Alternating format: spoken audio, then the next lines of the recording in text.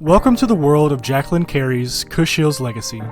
This sweeping saga begins with Kushiel's Dart and unfolds across 3 trilogies. Phèdre's, followed by Imriel's, including with Naamah's trilogy, with a few shorter works enriching the tapestry along the way. Carey crafts a vast, immersive setting that mirrors medieval and Renaissance Europe, though reimagined in striking ways. At its heart lies Terre, a land reminiscent of fantastical France, refined, sensual, and steeped in art, beauty, and faith. It's the political and spiritual center of the series. It's fertile, prosperous, filled with vineyards, elegant cities, and shining palaces.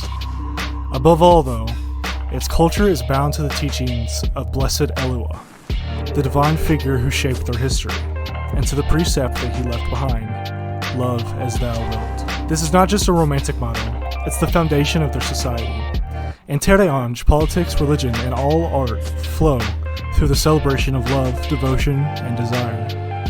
Unlike many fantasy kingdoms defined by repression or fear, this is a place where beauty and passion are seen as sacred expressions of the divine. And it's within this world that we meet Phèdre nor Delaunay, the heroine of this first trilogy. Marked from birth by Kushiel's dart, a scarlet mote in her eye, she is chosen as Exquisite, one who feels pleasure and pain. Her very body is considered the will of a god, setting her apart and shaping her destiny in ways neither she nor her nation can fully foresee. Raised in the service of Naamah, Phèdre is trained not only in the arts of love, but in the subtleties of perception.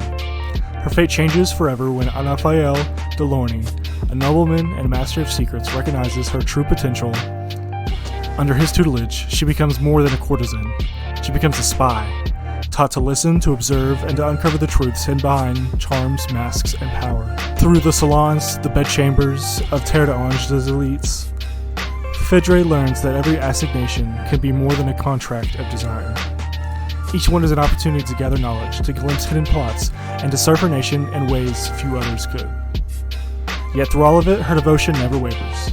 Phèdre loves her country fiercely.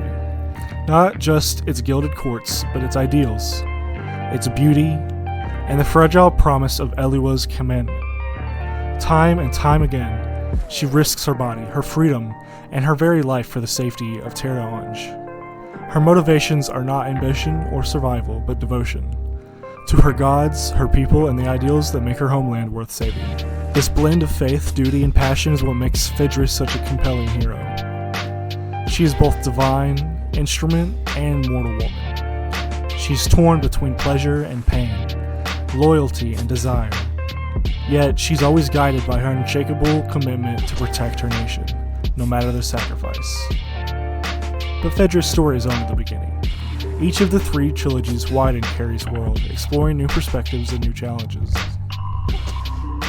The first trilogy is about faith, sacrifice, and the tension between love and duty. It blends espionage, court intrigue, and epic journeys across foreign lands, always grounded in Phèdre's devotion to the gods in her country. At its heart, it asks, what is the cost of loyalty to ideals, to faith, and to the people we love most?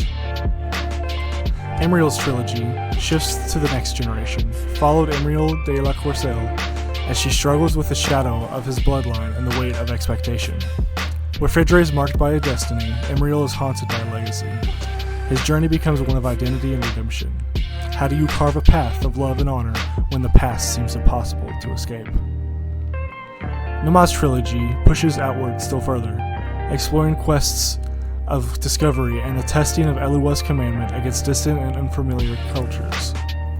These books expand the map, showing how Terre ideals clash, blend, and evolve when confronted with the wider world. Across all 3 arcs, Carey weaves love, faith, politics, and sexuality into a tapestry that is both lush and profoundly human. Her writing is unapologetically sensual, yet never shallow. Intimacy is not simply titillation. It's a tool of power, trust, sacrifice, and revelation, as essential to her storytelling as a sword or a throne. Jacqueline Carey's influence on fantasy lies in her refusal to separate sensuality from epic storytelling. Where many fantasies shy away from desire or reduce it to a background detail, Carey places it at the center, not as an ornament, but as a lens to explore power, vulnerability, devotion, and and faith. She marries political intrigue with romance, spycraft, and theology, and creates a world where pleasure itself is divine. In doing so, Carey broadened the scope of what fantasy could be. She proved that epic fantasy can be just as much about intimacy and passion as it is about war and conquest, and that the human heart and all its contradictions can drive a saga just as powerfully as armies and kings. Let me know if you read this before. I'm hoping to continue it. Thank you.